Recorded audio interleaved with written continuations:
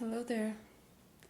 Spiritual practice is essentially about becoming aware of the non-corporeal aspect of life, the omnipotent, united consciousness that is the basis of who and what we really are. When we become aware of this consciousness, we begin to live our lives differently. We begin to live our lives in a way that allows the qualities of this united consciousness to shine through our being, so that we are living embodiments of that consciousness. This is what the concept of the living Buddha, the living Christ, or becoming the embodiment of the higher self is all about. This incorporeal united consciousness is imbued with certain qualities, such as unconditional love and awareness and spaciousness and presence and creation and destruction and stillness and expansion, etc. Spiritual teachers are here to help people to allow these specific qualities to shine through them. But spiritual teachers tend to focus on or specialize in teaching other people to embody one of these qualities, whichever one they determine from their individual identity is most important to embody. This would not be a kind of travesty if source consciousness, or this united consciousness, were straightforward. But this is a quantum universe, and so source consciousness is not straightforward. Instead, it's imbued with many contradictions, many paradoxes. For example, one of the qualities that is imbued within source consciousness is stillness. Another is expansion, which is a kind of movement. A teacher of stillness can teach stillness to a degree that their disciples begin to reject expansion, and thus disallow themselves from embodying the expansion aspect of their higher self and experiencing the beautiful gifts inherent in that experience. A teacher of expansion can teach expansion to the degree that their disciples reject stillness, and thus disallow themselves from embodying the stillness aspect of their higher self and experiencing the beautiful gifts inherent in that experience.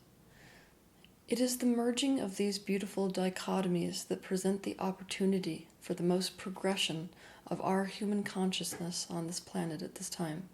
And perhaps the dichotomy that offers the most expansion at this time is the dichotomy of still presence versus deliberate creation. You are familiar with the concept of embodying creation because it is taught today through so many channeled entities. It's the idea that you can create your own reality because you, as an extension of source consciousness, are imbued with that same creator energy. And so, using your thoughts, you can decide what is wanted, focus on what is wanted, and thus create that in your reality, using your emotional guidance system, of course, to lead you in the direction of that which is wanted. Creation causes expansion or movement within the united consciousness. You are also familiar with the concept of embodying the still presence aspect of united consciousness. This is the concept that is taught by so many yogis and meditation experts. It is the being completely present in the now in a way where one disidentifies with thoughts, which halts the momentum of thought and allows one to exist in a state of pure being, experiencing oneself as the stillness or space in which the thoughts and emotions take place. Teachers of both disciplines tend to reject the opposing discipline, arguing, of course, that that opposing discipline takes disciples farther away from becoming the embodiment of this united consciousness than closer to it. In other words, many teachers of still presence argue that creation causes one to become completely identified with the wanting of the ego and thus ignorant to the eternal self. Many teachers of creation argue that still presence causes one to exempt themselves from participation in life and, more importantly, participation in universal expansion. Both can be correct about the other because each is sitting in a perspective where they can clearly see the unconscious, or shall we say, shadow aspect of the opposing discipline. But what each is missing is the gifts inherent in each other's discipline. Each holds the key for the other because each dichotomy holds the key for avoiding the shadow potential in the other. We are not meant to live our lives in a state of waking meditation any more than we are meant to become consumed in endless seeking by the ego. In other words, it is the practice of still presence that enables the practice of creation to occur without a practitioner falling into completely identifying with the wanting of the ego and thus becoming ignorant to the eternal self.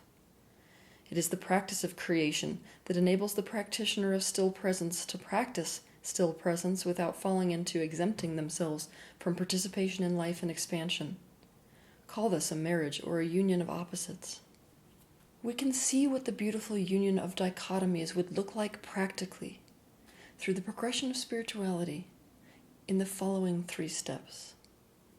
1. We first become interested in embodying the creation aspect of universal consciousness. We realize that we can create our own reality, and we can do so with our own minds.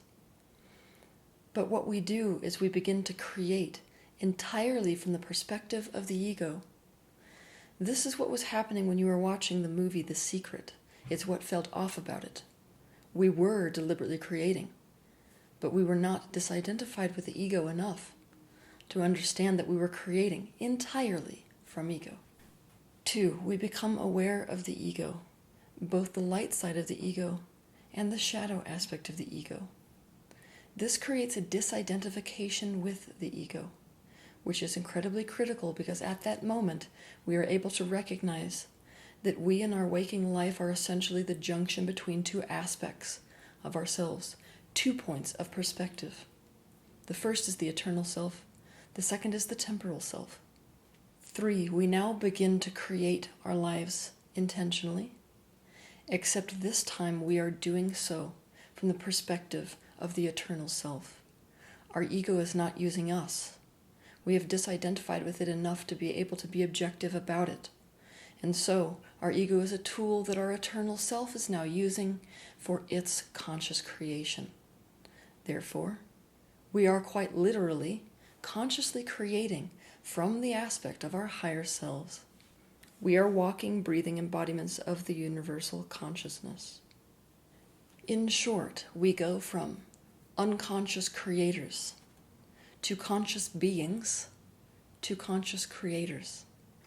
I urge you to consider that all of the practices that spiritual teachers offer are in fact merely tools to enable you to allow yourself to become the embodiment of universal consciousness and the various qualities inherent in that consciousness. Becoming attached to a specific spiritual quality or a specific tool to help you to actualize a specific quality could cause you to disallow the others, especially the ones on the opposite side of the scale. This is really what the Buddha recognized when he discovered the middle path. Time will see us learning to develop the choice and thus the flexibility to fully embody all of the qualities of source consciousness equally, even the seeming dichotomies. We will take thought beyond what thought has been before and thus participate fully in expansion. We will also experience the pure being inherent in spacious presence. They will take place within us like a beautiful blend of stillness and movement. They will take place within us like a beautiful dance of darkness and light. Have a good week.